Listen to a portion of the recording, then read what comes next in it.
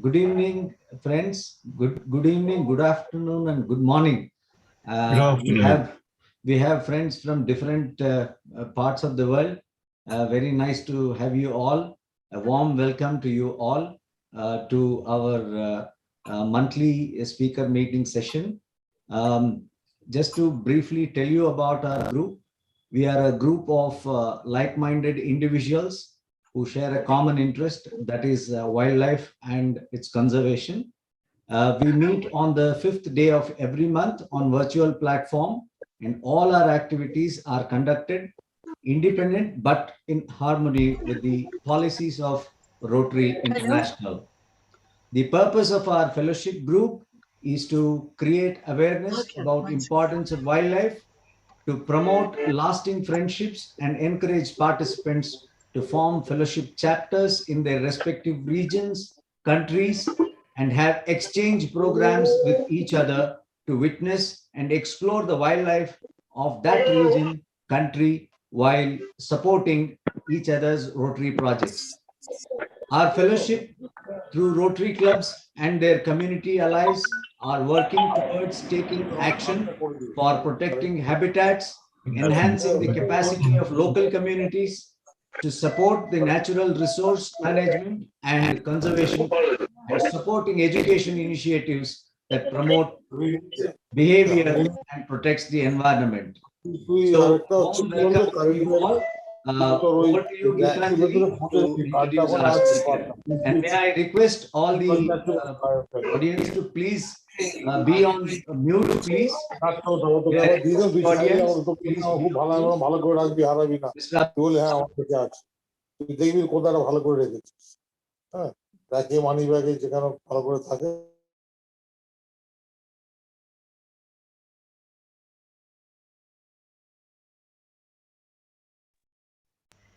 Rashmi, Yeah, you're the co-host now? yeah. Was I audible, Gitanjali? Yeah, you are Yeah, thank audible. you. I think we can start. Yeah, go ahead, Gitanjali. Just 1 second. I'm just checking with Rashmi. Rashmi? Yeah, you made me host, but that's fine. Thank you. All right, okay. So Sujan is also made co-host, right? I'm just doing that now. Yeah. ठीक है. Sorry for those.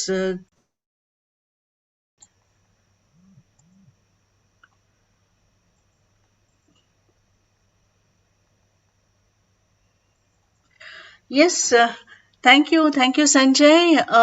Again, good evening, good morning, good afternoon from wherever you are all joining. It's always a pleasure to introduce our special guest for our monthly speaker series, and it's wonderful to have Mr. Sujan Chatterjee with us as the speaker today, taking us through his journey to the Colombian forest.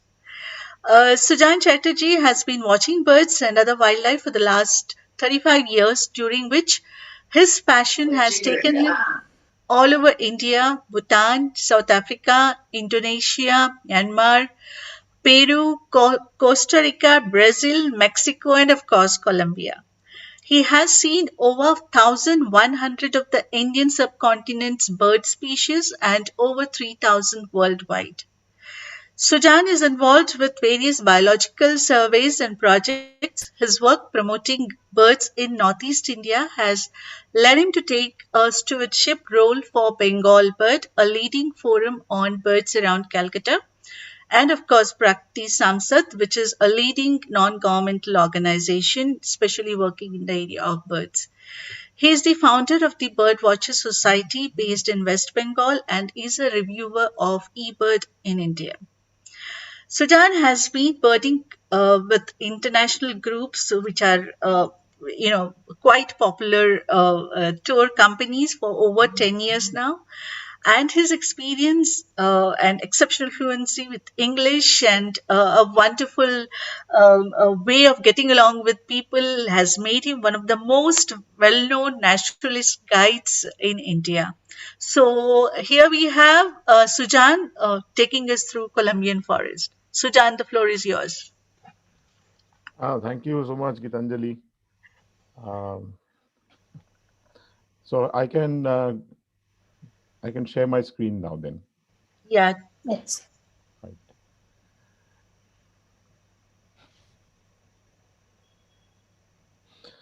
Right, here we are. Thank you so much for inviting me on this forum. I've been to Colombia for a very short period of time in 2019 as an extension of a Brazil trip.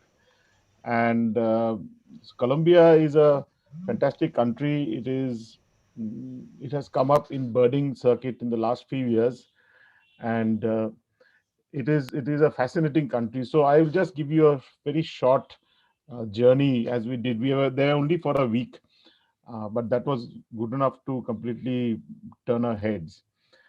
So this is the Colombian flag, and one second. So welcome to Colombia. Now Colombia has been very famous for various other reasons. This includes this man. This is not me in my younger days. This is a very famous drug lord. Everybody knows about. So we are not going to talk about him on this program. So he is out. What Colombia now is famous for, here it is, in this top right, left-hand corner of South America. It's a small country with a lot of mountains and very deep gorges, which separates the country in different parts, which has led to having the largest number of bird species in one country, which is at 1854, which is massive. I mean, in India, which is a much bigger country than Colombia, has around 1300 plus species. But Colombia has one of the highest number of, and it's growing because there are more and more people birding in Colombia. More species are being discovered. Um, Previously, Ecuador used to be one of the most famous birding destination, which it still is. But slowly, Colombia is taking up along the challenge on the side. Is not as developed in logistics or so very organized like Ecuador and some of the other countries which have been the birding hubs. But that unexplored part of Colombia makes it even more interesting. So this is what Colombia looks like in the topography. You can see these mountains in the middle. These mountains are divided by deep gorges, and that has caused various endemics to develop, which are found in only small patches. And right down south, you can see Amazonas, which connects the Amazon with Peru and Brazil as its border. These are the few red dots, which is where we visited. So you can see we just covered one ridge or one mountain range, and that to a very short part of it. There is other mountain range which is around this one, which we never made on our trip. Hopefully in future. This is a bit of a close-up of the various places where we went, of which this is the Buenaventura. This is a valley. Then we have the Laguna de Sonso, which is a lake. This is where we started because that's where we landed from our aircraft. This is a Quimbaya, which is a forest, lowland forest. This is a Los Nevados. This is a very high altitude area with snow mountains and a very different kind of landscape. And this is the Montezuma, which is a rainforest. This is around altitude of 7 to 8,000 feet. And it's fantastic thick forest and very good for orchids. So this is where we start, the Laguna de Sonso. This is very next to a town. And this is one of the birds over there. It's a spectacled parrotlet. Now, in India, we talk about parrots and parrotlets, parakeets. You see, most parakeets have long pointy tails. Usually parrots have very short stubby tails. So these are parrots, but they are so small, they are called parrotlets, not because they are babies. So this is a spectacled parrotlet, which is found in this open woodland around the lake. This is a lesser goldfinch. This is also found around these areas. These are we are used to different kind of goldfinches. A lot of the names of the birds in South America are very different from ours, but they kind of represent the similar kind of habitat or niche which they cover, they occupy in these places. As the beak suggests, it's a seed eater. This is a blue crowned parrot, which is poking his head out of his nesting hole, and a beautiful bird. Mhm. We don't have any parrots in India except for the hanging parrot in southern India and in the northeast. So then that too is the size of the parrotlet. Actually, if you have seen a hanging parrot, you can imagine what a parrotlet actually looks like. It's a similar size. This is called the flicker. It's actually woodpecker. It's a spot-breasted flicker or spot-breasted woodpecker, depending on which book you are using. Very pretty, very gaudy colored woodpecker seen in the woodlands.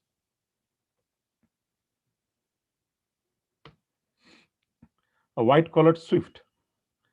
Now, we know swifts as flying birds which eat insects on their wing. When they're flying around, they're hawking insects in big open spaces.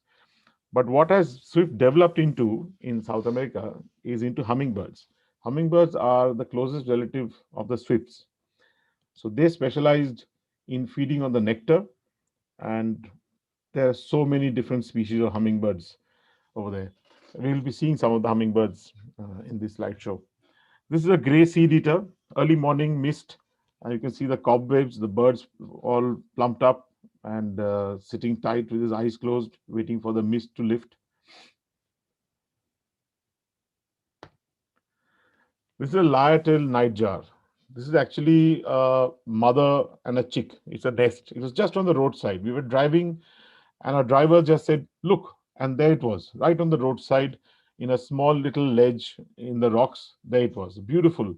These two birds, wonderful. I mean, even the guides over there got extremely excited to get it right there in the open.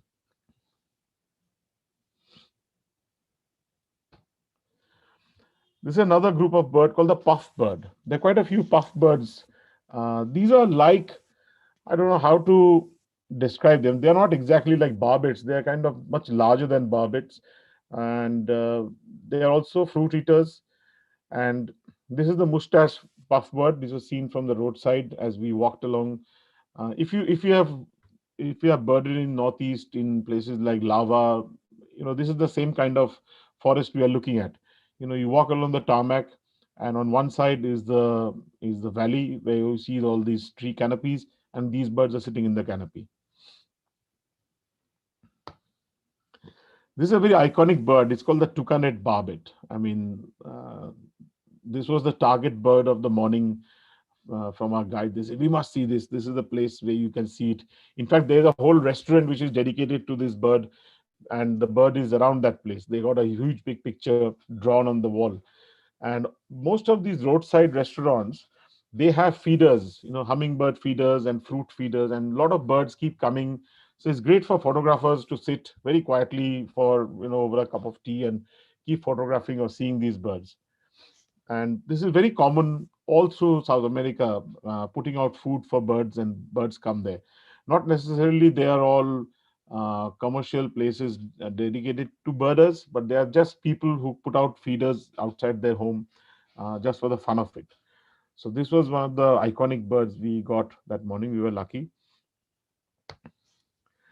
This is a Mottmod.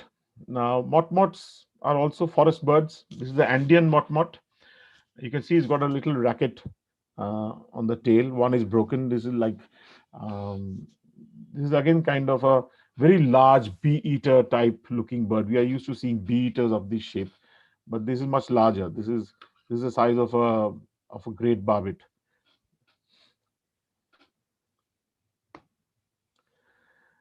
Green honey eater. These are nectar feeders, but they also feed on fruits. And as the name suggests, the honey eater. And we were sitting in this restaurant, sort of a cafe with these feeders, and these birds kept coming in and out. In every few minutes, these species kept coming in rotation, checking out what's new, what food has been put out. The great thing about South America is a lot of the birds are so colorful. I mean, even for somebody who's not into birding, they are so attractive. You can just sit there, look at them, just mesmerized. This is the Empress Brilliant. This is a hummingbird. The hummingbirds are not necessarily all the name finishes, does not finish with the word hummingbird. So there are different names This is the Empress Brilliant. And as you can see in this picture, I mean, the belly, the scale, the feathers of the belly, they're very iridescent. And that is the same case with almost all hummingbirds, as there's some kind of iridescence somewhere in their feathers. And as they turn their head or their body in the sunshine, the colors change. So that's absolutely brilliant. There's another one called the brown violet ear. Mind you, these are all relative of the swift, and they're all specialized in feeding from different kind of flowers. The shape of the beak is different for different species, so they choose a certain kind of flower in the wild and they feed on that. So there's not much competition amongst them.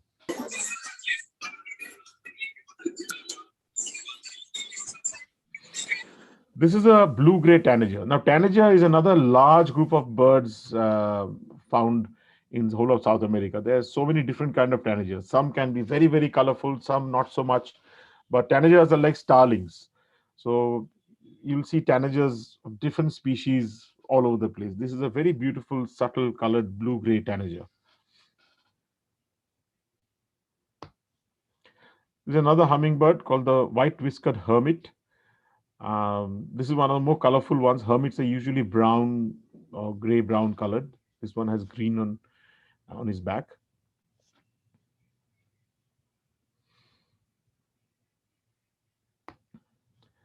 This is a tukonet. Tukonets are like our hornbills. I mean, those who bird in India, they would know. So they kind of fill up the similar niche. The beak is of the same size, same shape. And the tukonets are usually the small ones. They have the toucans, which are bigger ones. The tukonets are the small ones, which feed around on the fruits, as you can see. This is the crimson rump tukonet. It's difficult to photograph because it's right inside the bushes. Wouldn't like to come out. So you got one shot.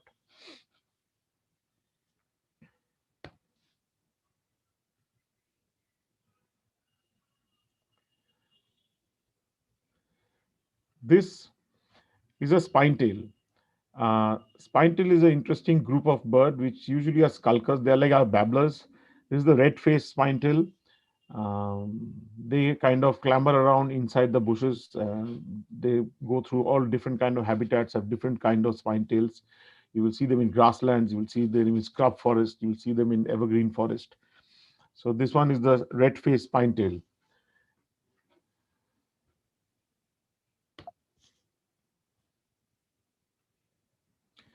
A bat falcon. This we got just by chance, and in fact, it has got a bat in his talons. So it's sitting on a roadside broken tree, and this caused a huge amount of excitement because this was right on the side of a very busy junction. So a driver kind of decided he's going to stop right in the middle of the road, blocking all traffic from different directions, and let us off before he could park himself somewhere. So this is the bat falcon, which is like oriental hobbies, very similar color, but it definitely likes his bats. So he's got one over there. There's another very, very gaudy bird. We have barbets in India. This is also a barbet. This is a red-headed barbet, and it came to the feeder. I mean, this is absolutely stunning. I mean, we just kept looking at it. We didn't know, what to think about it. We have not seen anything so colorful on that trip. This is very similar to our great barbets, which we find in our northeastern hills with a big yellow bill and a blue head. But this is much more gaudy colored. This is a quetzal. This is a golden-headed quetzal. The quetzal we know usually is the Costa Rican quetzal with the long tail. Quetzals are generally relative of the trogons. So, but they are differently. Their feathers are much more iridescent. Trogons are not so colorful as such. These are much more iridescent colored trogons actually. So this is the golden-headed quetzal we got on the roadside.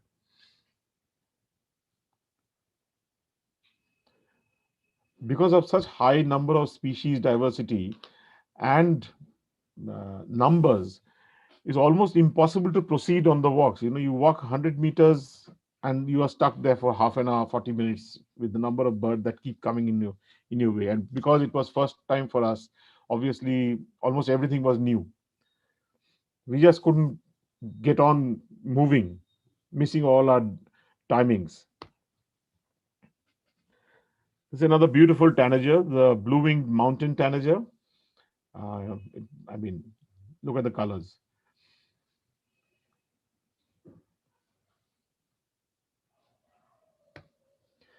This is the golden tanager. This is the size of a weaver bird. It's a small bird, also coming to the same feeder. As you can see, it's the same perch. So they came to the feeder. They sit over there looking at what's juicy and tasty, what they can go for, and then they sometimes come down or just go away. Some of the tanagers or the birds are a bit more cautious. They would like to skulk around the feeder, but not actually come to it. This is another one, golden naped tanager. It's a brilliant aqua blue with violet. It actually has a golden yellow on top of his head and the nape, but you can't see that in this picture.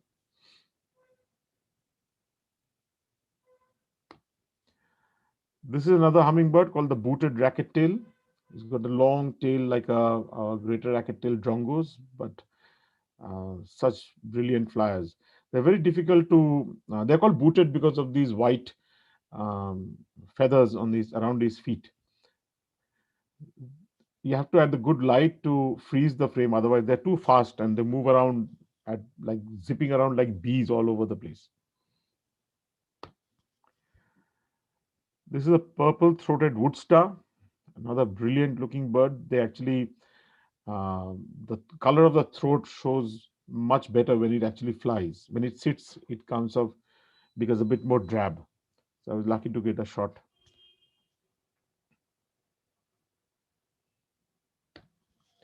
This is the Antipeter. Antipeter is similar to our pitas, but they are not as colorful. Usually pitas are much more colorful. They got greens and reds and yellows on them. Antipeters usually brown, chestnut brown, white, speckled. So this Moustache Antipeta, this is a juvenile.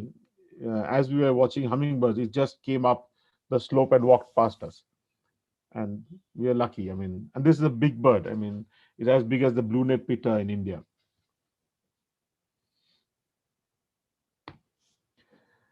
This is a national park called in the Los Novados. So we just, it's a beautiful sign over there. This is one of the government lodges. They're a bit basic, but they do the job. Sometimes there's lack of electric supply and plugs, so you have to make best use of what you get. There was no electric plugs in the room, so this is what we had. One of our morning breakfasts as we waited for some more birds to come around. This is a beautiful bird called the red ruffed fruit crow. It's not a crow, but it's a fruit-eating bird, and they are related to the umbrella birds, and they like to be in really deep dark forest. Doesn't like to come out in the open so much. It's very difficult to photograph, get any light on them.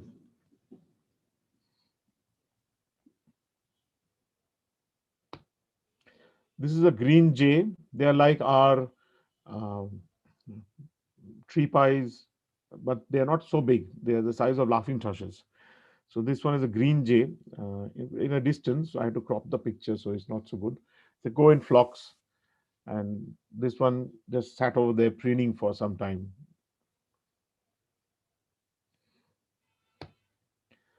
This is a guan. It's a pheasant.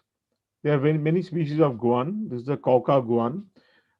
Some of the guans like to be right in the open in scrub forest, but this is a forest guan, and we got it sitting on top of a tree. They like to, I mean, considering it's a big heavy bird, it goes up and down a tree like, as if a peahen going up and down in a forest tree. So it's very unusual to see such large birds on a tree. We're usually used to these birds as ground birds, but they are not ground birds. They are quite arboreal.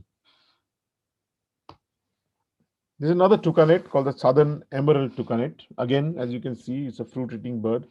So usually, if there's a nice fruiting tree around, there are a chance of seeing these barbets and tucanets. Similar to like in India, we see hornbills and barbets and frequenting these banyan trees, which has got fruits or any other ficus trees. This is another mottmod called the Rufous mottmod. Just quietly, they're very quiet birds. They don't call much. They just sit very quietly, and unless you know where to look, they are easy to miss.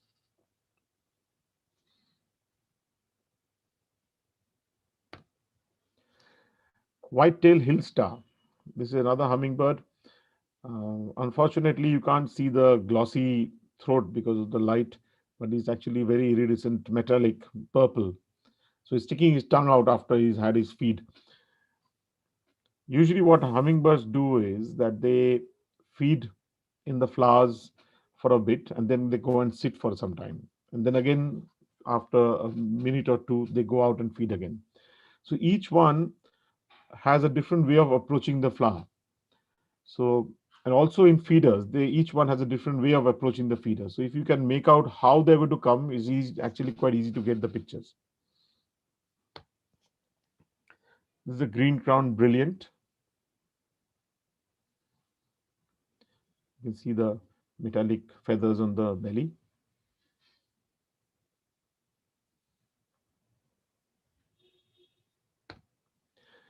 A violet-tailed sylph, brilliant colors, deep violet tail and a deep blue crown.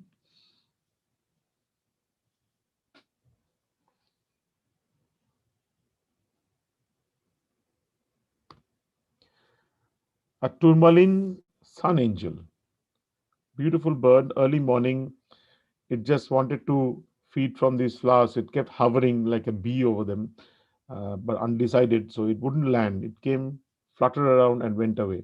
Again, came after a few minutes. Again, sort of whizzed around for some time and went off.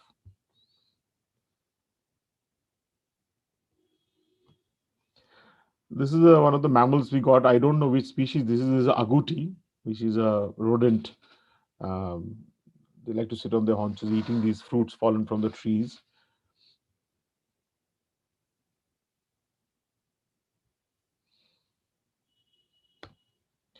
These are some beautiful orchids which are found in Montezuma. This is Montezuma is not just famous for its bird, but for its orchids. There are orchid tours that happen over there, um, all over the place. I mean, some of them are all small as a pinhead, and some obviously very large ones. So the cuisines we have been going through while birding. Birding can't happen without food.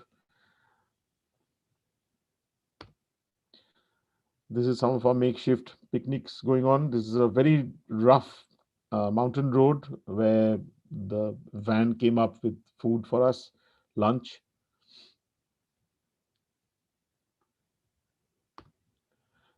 We were calling it Uber Eats. This guy came up with a hot box full of food on a motorbike because even the cars won't come up in these places.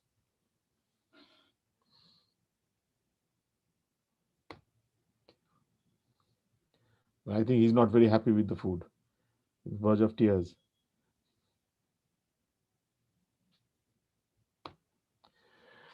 I'll give you an example. This is a buff-tail puffleg. How the colors change. This was taken when the head was turned away from the sunshine. And the next one, this is when it looks towards you. It's the same bird. The second shot. See how the color of the face changed. So this is the fantastic thing about hummingbird. Once you're looking at it, it's a drab brown thing. It turns its head. It's a brilliant looking thing. I mean, this is absolutely mesmerizing. I mean, unbelievable unless you see it live. This is a flower piercer. These are like flower peckers in India, but they are bigger birds. And they go around, you can see the beak is got a little hook. It goes around piercing the base of the flower to suck nectar from there. Different species at different altitudes. This is the chestnut billet flower piercer. This is a great thrush, like we have the Indian blackbird. It's very similar looking, um, clambering around in the bushes, feeding on fruits.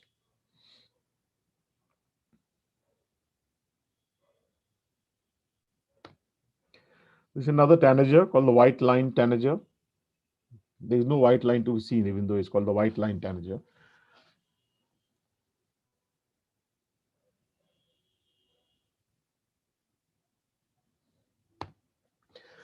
This is a thick-billed euphonia. This is also like a flower pecker, the size of a flower pecker. It's tiny. And there are various species of euphonias. They feed on small fruits and goes around in mixed flocks. They don't come down to the feeders much, but they come around and stick around the feeding areas and absolutely very pretty.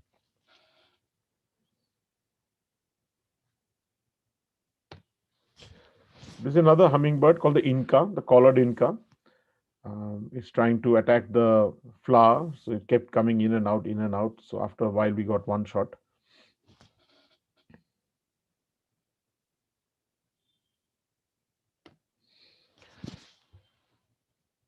Among the browner birds, there are tree runners, foliage gleaners. They are like tree creepers. In those who have seen tree creepers in India, they're like tree creepers, but they're much bigger.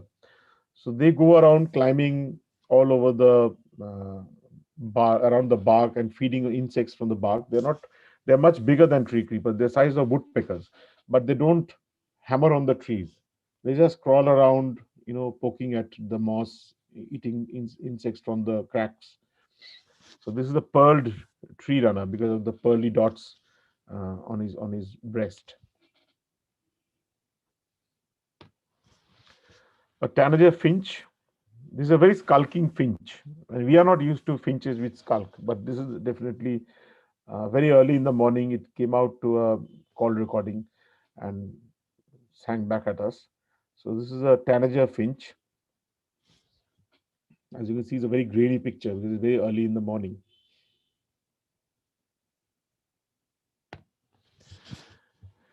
Another beautiful hummingbird where we got the right light on it, the black-thighed puffleg. Very tiny. I mean, is the size of your thumb. Tiny little thing.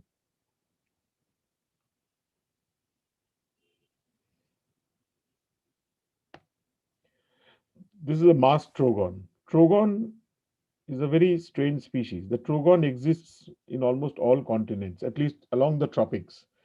It's in South America, Central America, it's in Africa, it's in India, Asia, right into Southeast Asia.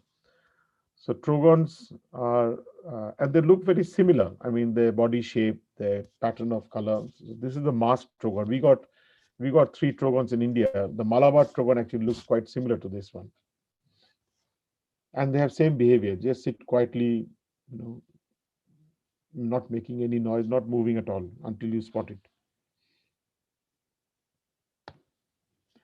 This I borrowed from our guide Rob. This is the blue naped Claudiphonia. We saw the bird, but we couldn't get any pictures, so I borrowed his photograph to put it up. These are all small fruit-eating birds which go around in mixed flocks, feeding in different habitats, and almost very, very habitat specific.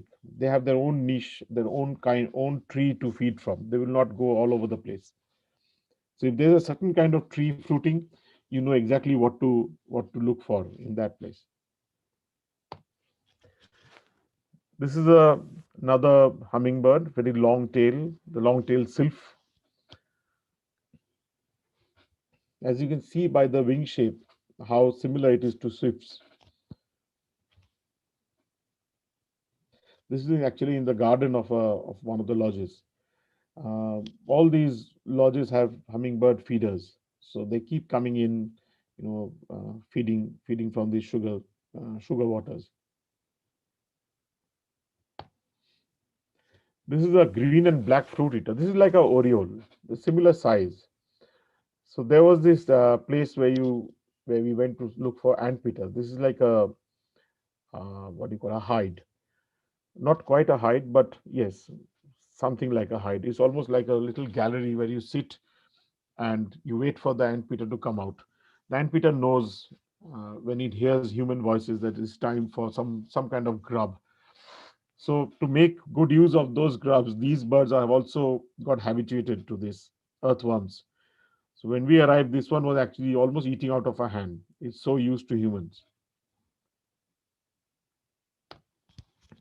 This is a grey-breasted mountain toucan. Again, a borrowed photograph because I don't have any picture of this.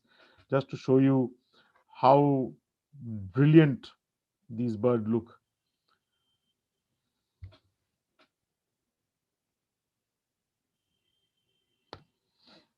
This is another hummingbird, the white-necked Jacobin.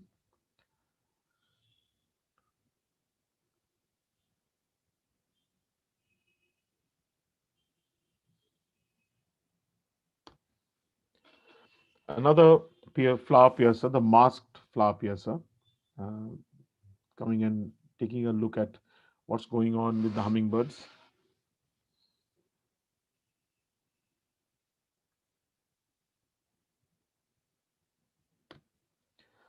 This is the olive finch. It's very strange with this particular individual. This individual has been trained by the local guide to come on voice call. So this girl who was a guide in Montezuma, she came up to this place and said, "Wait over here," and she started calling out a name. And this bird hopped out from the bushes and came right in front of us.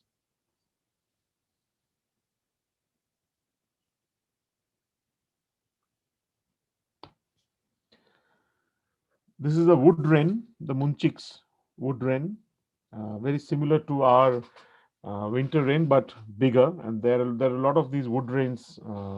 They're all very skulking, but they sing beautifully. This one is actually responding to a call.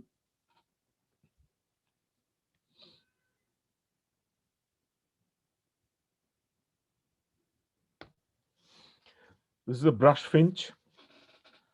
These are not true finches actually, but they have developed, their beak is developed uh, to feed on seeds. So they're called brush finches because they usually are in in foliage, unlike our finches which are right in the open grasslands. This is the grey-browed brush finch. This is a black-collared jay, like our tree pie, similar size.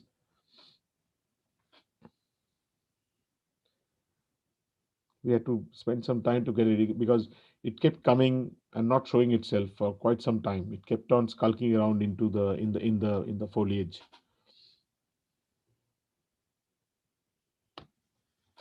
This is a dipper, not the kind of dipper we usually see over here. Our dippers are right always in the water, but this one feeds on the walls.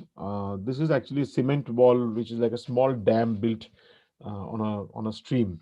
So it kept going up and down the wall. This is a white-capped dipper feeding on insects on this wet wall.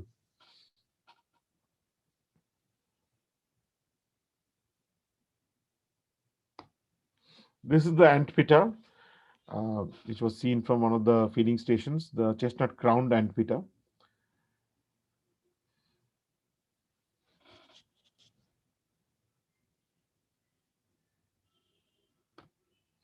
This is another one called the brown banded Antipeter, not so colorful as the previous one.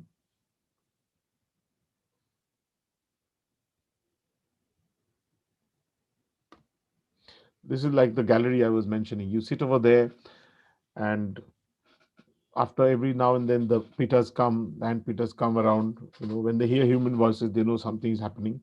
So they come and have a look. Sometimes they're given earthworms and they stop for a few seconds to pick it up and go.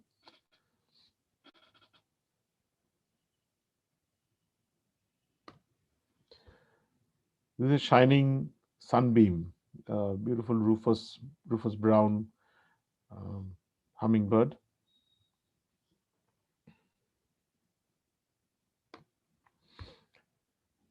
A rainbow bearded thornbill. Some of these colors are much nicer in real life. I mean, they're not doing justice in photograph.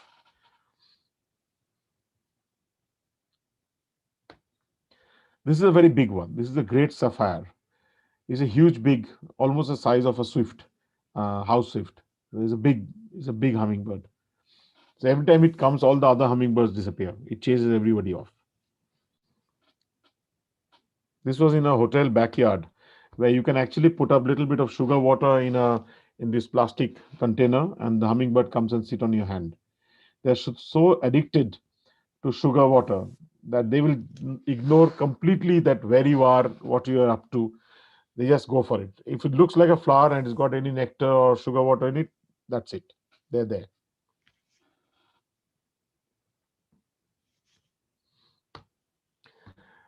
This is a oscillated tapakulo. Now tapakulos are like a wren babblers. Uh, so we have wren babblers in India, but this is a bigger bird, and they are big skulkers. So this was right through a little gap in the. You can see the photograph is quite pathetic. So we had just one tiny hole to look through as the bird sat over there calling, and it wouldn't go uh, come any closer at all. So this was a great highlight for not just us but the guides, that they could actually show us this bird, because the other tapaculos we had were mostly herds or just like a dark thing going through the bushes. So this one we actually got to see very well. Now we are at very high altitude. This is a lake which has got Andean grebes and Andean ducks over there. So it's a very different habitat. This is almost 10,000 feet. A lot of grassland, very like a high Himalayas.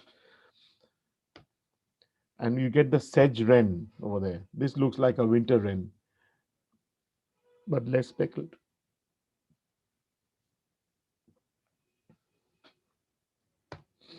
Then you have the black flower piercer. This is all at very high altitude, very cold. The temperature was at least 3-4 degrees.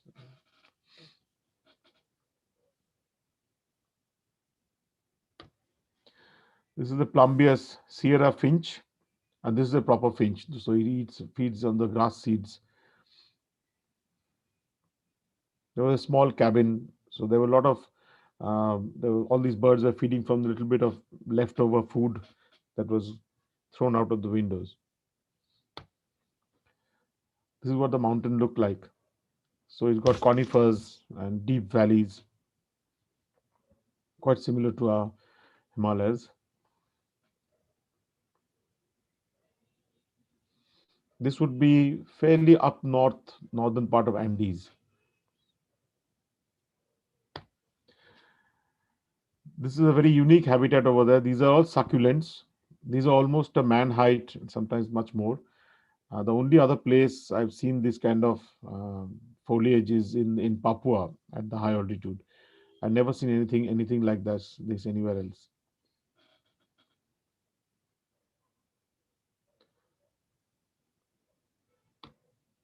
There's some of the flowers you see over there. We had very short time, only 7 days, so it was very difficult to suck up on what was going on. I mean, it was like a kaleidoscope going right through in front of us. Every few hours, things were changing. This is the Andean tit spine tail. I showed you another spine tail before. This one is a high altitude spine tail feeding around in these succulents. So these areas are very special birds. This is a different habitat, different altitude. So all the birds found here are never found in the lower altitudes. This is a hooded mountain tanager, also borrowed from Rob.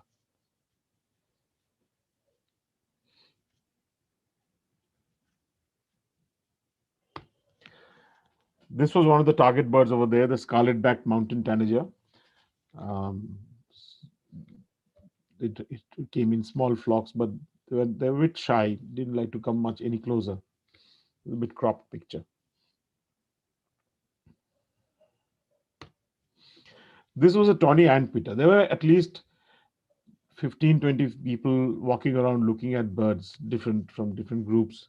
And this Antipeter decided to walk right out of the bush, walk along the trail, come right up to our feet and go away. So this was effortless Antipeter viewing for us. This was one of the target birds over there called the Buffy helmet crest. This is a beautiful looking hummingbird. He's got this purple chin and a little bit of emerald green below the bill and got a crest. Feeds in a certain kind of flower in the succulents. So there were two birds which kept on coming and going back and forth, sitting in the right. This one I got in the right direction. Otherwise, it goes right into the bushes and doesn't like to come out. They're quite a big, chunky bird. There's snow up there, and as we were looking at this, enjoying this view, we were told, I mean, there was some chance of Andean Condor, and our guides and other birding members were looking at different birds on the ground, while I was looking up just in case, and there it was. The one of the most iconic bird that I ever wanted to see was this Andean Condor, and it came right gliding past us and disappeared into the mountain mist. So that was a big highlight of this trip for me. I mean, obviously the rest of them were, but this somehow Andean Condor, I had a fixation in my mind that I wanted to see this bird. And we are almost coming to the end of it. And there's Garima, my birding mate, finishing off over here with a feather in her cap. And there we are. This is the Colombian army looking after the borders and stopping all the drug trafficking and drug lords. We were welcomed by them at one of the locations. And that's it. Thank you very much.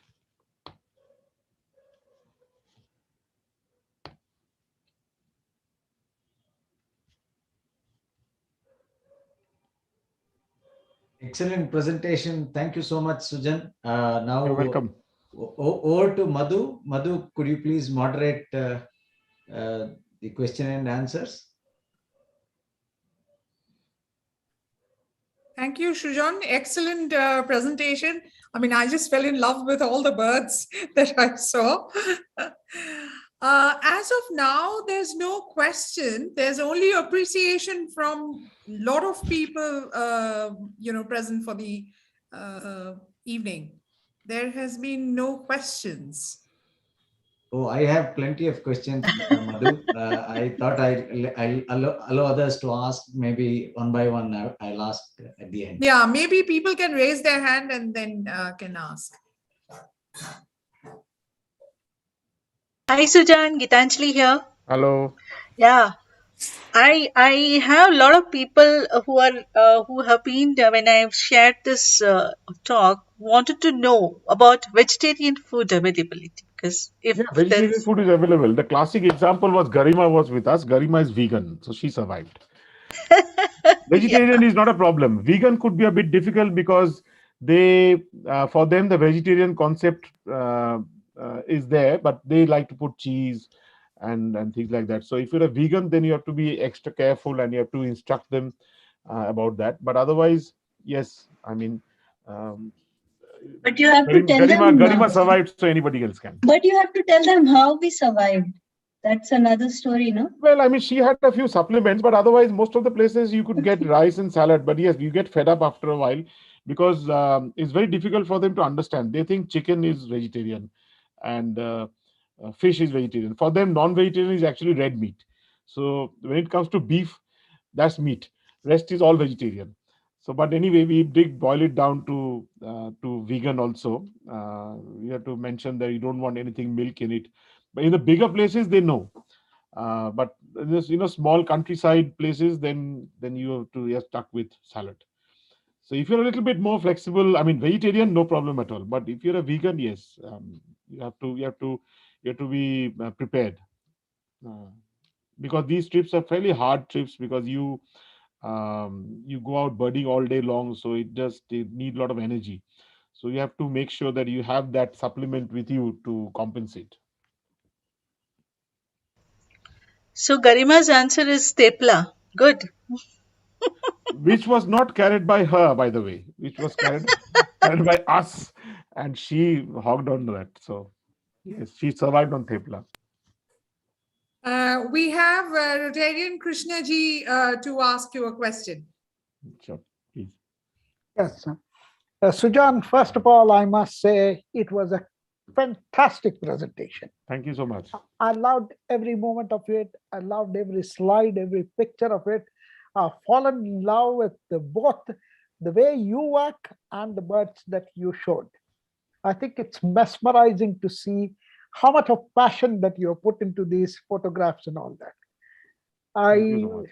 I had two thoughts. One is how many days you took, that you explained that it took about 7 days to capture these photos. But I have one more question to you. What is that which drives you to go to these places and invest your time to take this? What is that drives this passion to you? Well, I think I like wildlife, and I always wanted to sample wildlife from different continents. I'm not after a huge list or going after every species, but at least to get a sample of an opportunity. And friends, they have asked me to, because this whole trip was actually a 40-day trip, of which 7 days was Colombia. Before that, it went on and on and on. So there was kilos and kilos of thepla which Garima was consuming all through that trip. And Colombia just happened because we had an offer from one of the guides who I was in contact with, and he said, well, if you are coming all the way to Brazil, why don't you just take a short flight and come over and do it? So we all were, it's all cost calculation. We are calculating, are we going to come back just for Colombia for a 7-day trip? We're adding all these expenses of flights. So might as well. I mean, let's do it. It's that let's do it thing which got us, because the main group was much bigger. And like Alf was there, and Alf's wife Janine was there. There were a few other. So just 4 of us eventually thought, I mean, let's go for it. I mean, it's a new country, complete new experience, different habitat. So why not? I mean, I can keep doing it 24/7, 365 days a year. So fantastic. I think your presentation inspired many people. I say one big namaste. Thank you so much. Thank you so much. Thank you so much. Yeah. Anybody else? Yeah, I have one more question. If Sanjay wants to ask, then I'll ask this. Yeah. Yeah, Gitanjali, you can go ahead. I'll ask at the end. Yeah, I think how expensive or unaffordable Colombian birding trip is. 2 things have to be kept in mind: number of days, and of course, how many people in the group. So if it's like a group of 6-7 people, then the cost definitely goes down.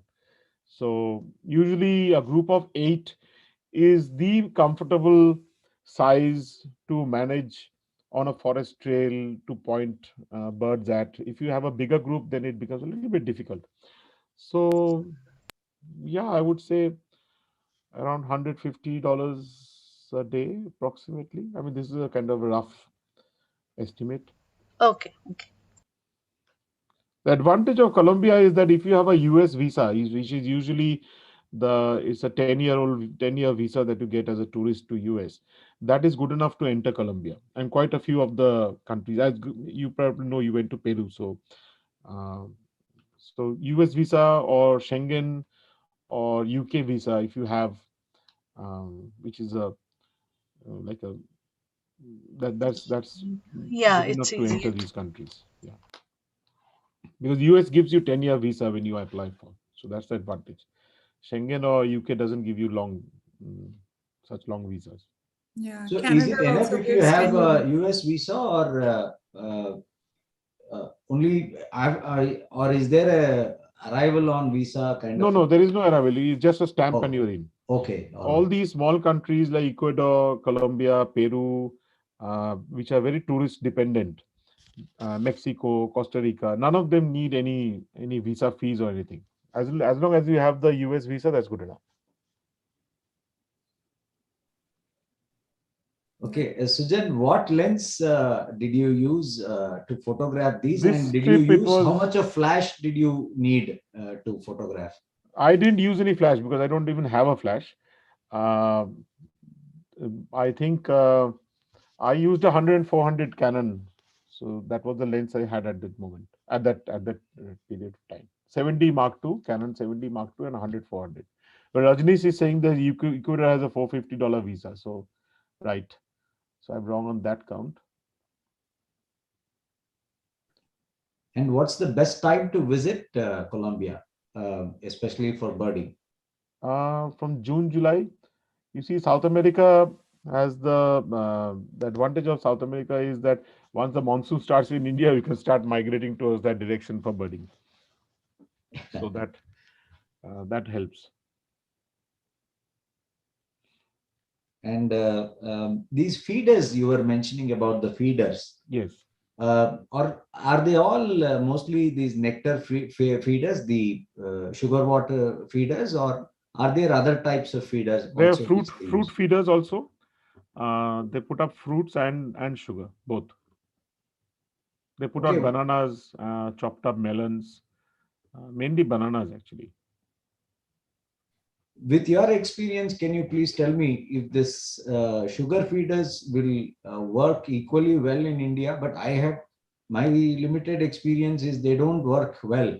No, they don't, because our birds are not sugar water dependent. Yes. You see, that does not replicate the food over here. And our birds don't drink on the wing. You see, these hummingbirds drink while they're flying, and that's how they're designed to do. So they do that. So that will not work. Other feeders will work. It is already there, like mealworms or fruits, but sugar feeders will not work in India. If you suggest us to have, some kind of feeders in India, what kind of feeders would you suggest? Well, fruits, bananas and papaya are the two very popular ones. And the other thing is, if you can get earthworms, and depends on where you are actually. You see, if you are around the town, usually it will attract a lot of crows, and that chases off everything else. But if you are right inside a good habitat, a farm condition where there are no crows and things like that, so you can do mealworms. You can culture mealworms in India. You can get them from these pet shops. You can feed them these oat bran, and then you can keep breeding them. And it's being used nowadays in India in many places for mostly for photographers, or even just earthworms. Or you can grow what you call the fly maggots and things like that. So there are many ways of doing that. Usually, fruits attract a certain kind of bird, insects attract another set of birds. So you can do both.